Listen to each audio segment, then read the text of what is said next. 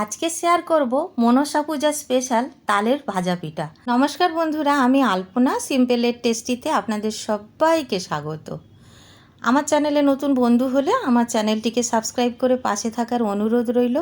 Already যে বন্ধুরা আমার পাশে আছেন তাদেরকে জানাই অসংখ্য ধন্যবাদ।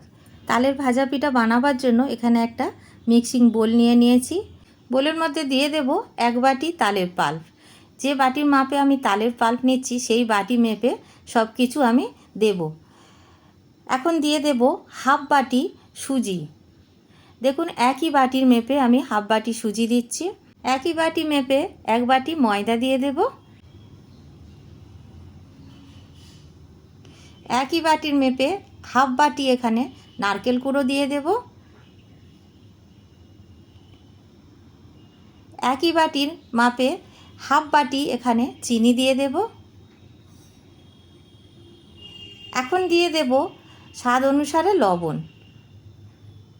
খুব সামান্য লবণ দিলেই হবে।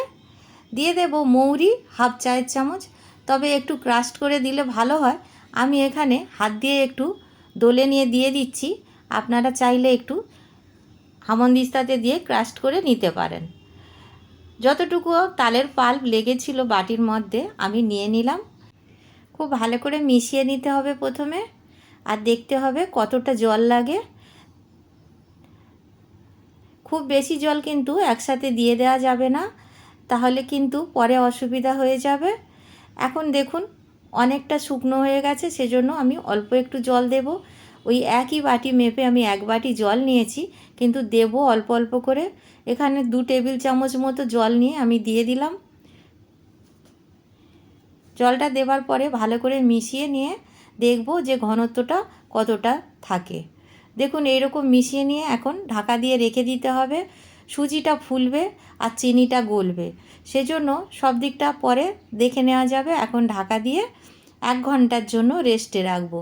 মিনিমাম আধ ঘন্টা তো রাখতেই লাগবে। আমি 1 ঘন্টা পরে আসছি ফিরে। 1 ঘন্টা পরে আমি দেখাচ্ছি আপনাদের কতটা ফুলে গেছে, আর হাত দিয়ে আমি দেখাচ্ছি যে কতটা ঘন হয়ে গেছে। এখন খুব সুন্দরভাবে ভিজেও গেছে। আর বন্ধুরা একটা কথা বলি, তালের এই ধরনের যদি আপনারা কোনো দিন পিঠা বানাবেন, বেকিং সোডা বা বেকিং পাউডার কোনো কিছু দেবেন না। তালের পিঠাতে কিন্তু এইভাবে যদি আপনারা ফেটিয়ে নেন দারুণ সুন্দর ফোলে, কোনো কিছু দেওয়ার প্রয়োজন হয় না। দেখুন আমি এইভাবে ফেটিয়ে নিচ্ছি, আরও একবার পরে ফেটাবো। একটুখানি জল লাগবে মনে হলো, সেজন্য আরেকটু জল দিয়ে নেব। হাফ বাটি মতো জল আমার প্রয়োজন হয়েছে যে বাটির মাপে নিয়েছিলাম, আর আমার মনে হয় না দরকার লাগবে। আর এই জলটা দিয়ে আমি আরও একবার ফেটিয়ে নেব। যত ভালো করে ফেটাবো আমার পিঠা তত ভালো হবে, আর পিঠা ভালো হলে সবাইয়ের ভালো লাগবে। এইভাবে একটু ভালো করে ফেটিয়ে নিতে হবে, তাতে খুব সুন্দর ফ্লাফি হবে। দেখুন এইরকমই ঘনত্ব থাকবে, বেশ মোটা কিন্তু। আর চামচ দিয়ে যখন আমরা তুলে এইভাবে ছাড়বো তখন খুব সুন্দরভাবে বোঝা যাবে যে কতটা ঘনত্ব আছে। এখন আমি রেখে দেব সাইডে। এদিকে আমি তেলটা আগের থেকে গরম করতে দিয়ে দিয়েছি। ফ্রাই প্যান গ্যাস জ্বালিয়ে বসিয়ে দিয়েছি, আর তেলটা খুব ভালো করে গরম করে নিতে হবে। আর ভালো করে গরম হয়ে যাওয়ার পরে আমরা যখন পিঠাগুলো ছাড়বো তারপরে কিন্তু মিডিয়াম ফ্লেম করে ভাজতে হবে। প্রথমে হাই ফ্লেমে আমরা পিঠাগুলো ছেড়ে দেব। আর দেখুন ফ্রাই প্যানে ভাজলে কিন্তু এই পিঠাগুলো একসাথে অনেকটা ভাজা যাবে, আর খুব ফোলে সুন্দরভাবে ফুলে যাবে। মিডিয়াম আঁচে রেখে সুন্দর করে ভেজে নিলে ভিতর পর্যন্ত খুব সুন্দরভাবে কুকড হয়ে যায়, আর এইভাবে দিতেও আপনার অনেক সুবিধা হবে। আর আপনারা চাইলে কড়াইতে দিয়ে ডুবো তেলে ভাজতে পারেন, কিন্তু তাতে এতগুলো করে একসাথে দেওয়া যাবে না। সেই জন্য একটু ছড়ানো পাত্র নিলে সুবিধা হয়। তবে ছড়ানো পাত্র না থাকলে তাহলে কড়াইতে তো করতেই হবে। দেখুন কত সুন্দর সাইডগুলো ফুলতে শুরু করেছে, আর নিজের থেকেই ফুলছে দেখুন। এইভাবে একটু দিক চেঞ্জ করে দিচ্ছি, একটু ছাড় করে দিচ্ছি। এখন উল্টিয়ে দেব। একটা দিক লাল হয়ে গেছে। যে পিঠাগুলো আগে আগে ছেড়েছিলাম সেই পিঠাগুলো কিন্তু লাল হয়ে যাবে, সেই জন্য একবার উল্টিয়ে দিতে হবে যাতে অপর পিঠটাও খুব সুন্দরভাবে হয়। সবগুলো এইভাবে আমি উল্টিয়ে দেব।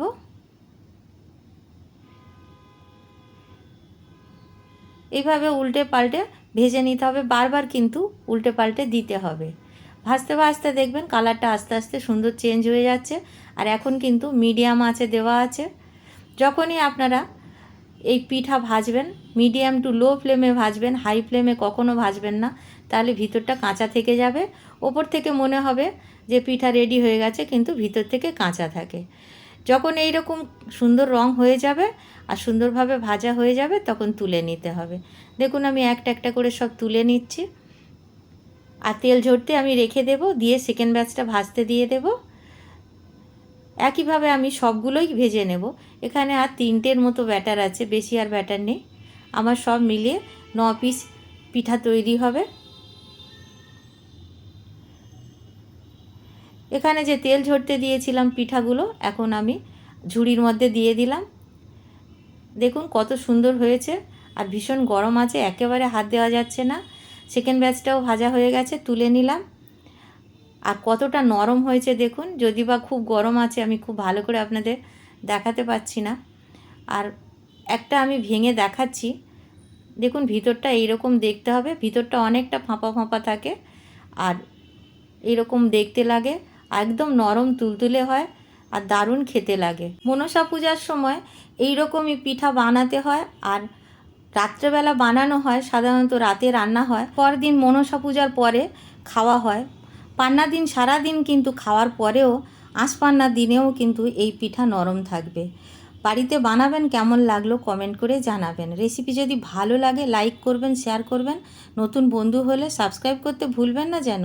আজকের এই পর্যন্ত, দেখা হবে পরের ভিডিও নতুন কোনো রেসিপির সঙ্গে। সুস্থ থাকবেন, ধন্যবাদ, নমস্কার।